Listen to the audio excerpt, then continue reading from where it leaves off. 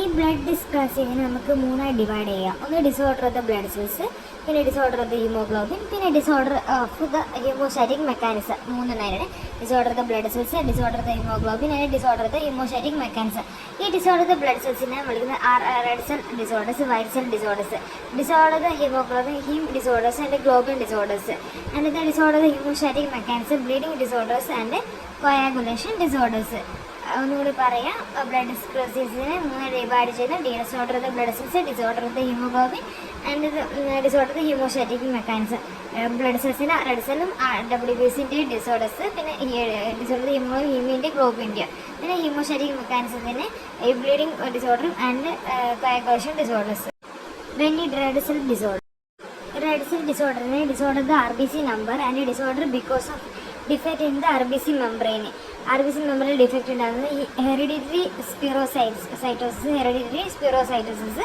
ഈ disorders RBC നമ്പറിലാണെങ്കിൽ anaemia and polycythaemia. RBC നമ്പറിലാണ് anaemia and polycythaemia. Disorder because of defect in the RBC membrane ആണ് hereditary spherocytosis. Okay, ഇതൊരു anaemia എന്നത് ഒരു കണ്ടീഷനായിരിക്കും. അനീമിയ എന്ന കണ്ടീഷൻ വെച്ച് blood has lower than the normal count of RBC or red blood cell കണ്ടെയ്യുന്ന enough haemoglobin. അതായത് RBCൻ്റെ അളവ് നോർമൽ കൗണ്ടിനേക്കാളും കുറയോ അല്ലെങ്കിൽ ഒരു RBCയിൽ ഇനഫ് ആയിട്ടുള്ള ഹീമോഗ്ലോബിൻ ഇല്ലാത്ത ഒരവസ്ഥയുണ്ട് വിളിക്കുന്നത്. അതാണ് അനീമിയ എന്ന് വിളിക്കുന്നത്. എഫക്റ്റ് തന്നെ പേഷ്യൻ്റ് ഭയങ്കര ടയേർഡായിരിക്കും, വീക്കായിരിക്കും. ഷോർട്ട്നെസ് ഓഫ് ദ ബ്രെത്തിനെടുക്കുന്ന ഷോർട്ട്നെസ് ഓഫ് ദ ബ്രെത്ത് ആയിരിക്കും. ഡിസിനെസ് ആൻഡ് ഹെഡ് ഏക്ക്, ഭയങ്കര തലവേദനയും ഭയങ്കര ഡിസീസ്. സിവിയർ ആയിട്ടുള്ള ലോങ് ലാസ്റ്റിംഗ് ആയിട്ടുള്ള അനീമിയ ചിലപ്പോൾ അത് ഡാമേജ് ചെയ്ത heart and brain and other organ. ഡാമേജിന് ഹാർട്ടിനും ബ്രെയിനും ഒക്കെ ആൻഡ് അതർ ഓർഗാനൊക്കെ ഡാമേജ് ചെയ്യാനാണ് പറ്റുമെന്ന് പറഞ്ഞിരിക്കുന്നത്. ഓക്കെ, അനീമിനെ നമുക്ക് രണ്ടായി ഡിവൈഡ് ചെയ്യാം. ഒന്ന് ഡെഫിഷ്യൻസി അനീമിയ, ഒന്ന് ഹീമോലൈറ്റിക് അനീമിയ. ഡെഫിഷ്യൻസി അനീമിയ എന്തൊക്കെ deficiency? Iron deficiency, folic acid deficiency, പിന്നെ അടുത്തത് വിറ്റാമിൻ B12 ഡെഫിഷ്യൻസി. മൂന്നെണ്ണമാണുള്ളത്. Iron deficiency, folic acid deficiency, vitamin B12 deficiency. പിന്നെ ഹീമോലൈറ്റിക് അനീമിയ ഉണ്ട്. ഹീമോലൈറ്റിക് അനീമിയ നമുക്ക് ഡിവൈഡ് ചെയ്യാൻ പറ്റും. Haemolytic anaemia haemoglobinopathies and thalassaemia, acute haemolytic anaemia and erythrocyte membrane defect. Haemoglobinopathy, thalassaemia, erythrocyte membrane defect, acute haemolytic anaemia. പിന്നെ others, അതായത് ഈ എന്തൊക്കെയുള്ളത് deficiency deficiency അനീമിയും haemolytic anaemia. ഈ ഡെഫിഷ്യൻസി അനീമിയ ഹീമോലൈറ്റിക് അനീമിയ കൂടാണ്ട് ഒരു അതേഴ്സിലാണ് മൂന്നെണ്ണം ഉള്ളത്. ഒന്ന് aplastic anaemia, Fanconi anaemia associated with systemic disease. Okay, ഇത്രയൊക്കെയാണുള്ളത്. Anaemia can be divide deficiency anaemia and haemolytic anaemia and others. Deficiency anaemia folic acid deficiency, vitamin B12, iron deficiency. Haemolytic anaemia haemoglobinopathies, thalassaemia and erythrocyte membrane defects and acute haemolytic anaemia. അതേഴ്സിലാണ് example aplastic anaemia, Fanconi anaemia and associated with systemic disease. Okay, ഇത്രയൊക്കെയാണ് ഈ അനീമിയയുടെ ക്ലാസിഫിക്കേഷനായിട്ട് നമ്മൾ പറയുന്നത്. ഇനി നമ്മൾ പഠിക്കാൻ പോകുന്ന iron deficiency anaemia. ഈ iron deficiency anaemia is a most common anaemia ആയിരിക്കും ഉള്ളത്. ഇത് microcytic hypochromic type of anaemia ആയിരിക്കും. ഈ women's period 4 times more than the മാൻസിലായിരിക്കും ഇത് കൂടുതൽ കാണാം. ഇത് കോസസ് ഒന്നാലും ന്യൂട്രീഷൻ ഡെഫിഷ്യൻസി ആയിരിക്കും. ഒന്ന് ന്യൂട്രീഷൻ ഡെഫിഷ്യൻസി, പിന്നെ chronic blood loss and malaria. ഇതൊക്കെ മൂന്ന് കാരണം. ഒന്നാണ് nutrition deficiency, chronic blood loss and malaria. ഈ മൂന്നെണ്ണമാണ് ഇതിനുള്ള കാരണം. ഒന്ന് nutrition deficiency, chronic blood loss and malaria. Okay, ഇനി നമുക്ക് സിസ്റ്റമിക് ഫീച്ചേഴ്സിനെ കുറിച്ച് പഠിക്കാം. ഒന്ന് കാർഡിയോ റെസ്പിറേറ്ററി ആൻഡ് ക്യൂട്ടേനിയസ് ഉണ്ട്. കാർഡിയോ റെസ്പിറേറ്ററി ഡിസ്പീനിയ എന്ന് പറഞ്ഞാൽ ശ്വാസം മുട്ടൽ പോലെയുണ്ട്. പിന്നെ തച്ചിക്കാർഡിയ ഉണ്ട്. പിന്നെ പാൽപിറ്റേഷൻസ് ഉണ്ട്. ഡിസ്പീനിയ, തച്ചിക്കാർഡിയ ആൻഡ് പാൽപിറ്റേഷൻ. ഇനി ക്യൂട്ടേനിയസിൽ എന്തൊക്കെ കാണുന്നത്? പാലർ ഉണ്ട്.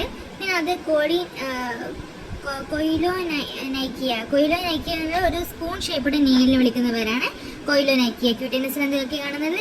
പാലർ, കൊയിലോനൈക്കിയ, ഒരു സ്പൂൺ ഷേപ്പിയുടെ നെയിൽസ് ആയിരിക്കും. പാലർ, കൊയിലോനൈക്കിയ. ഇനി നമുക്ക് ഓറൽ മാനിഫെസ്റ്റേഷനെ കുറിച്ച് പഠിച്ചാൽ ഓറൽ മാനിഫെസ്റ്റേഷൻ എന്തൊക്കെയുണ്ട്? ആംഗുലാർ സ്റ്റൊമാറ്റൈറ്റിസ് ഉണ്ട്, അൾസറേഷൻ ഉണ്ട്, അട്രോഫിക് ഗ്ലോസൈറ്റിസ് ഉണ്ട്. Palatal pallor and carp mouth ഒരു നമ്മൾ ഒരു മീനിൻ്റെ വായ പോലെ കാർപ്പ് മൗത്ത് ആൻഡ് പാലറ്റൽ പാലർ ഉണ്ട്.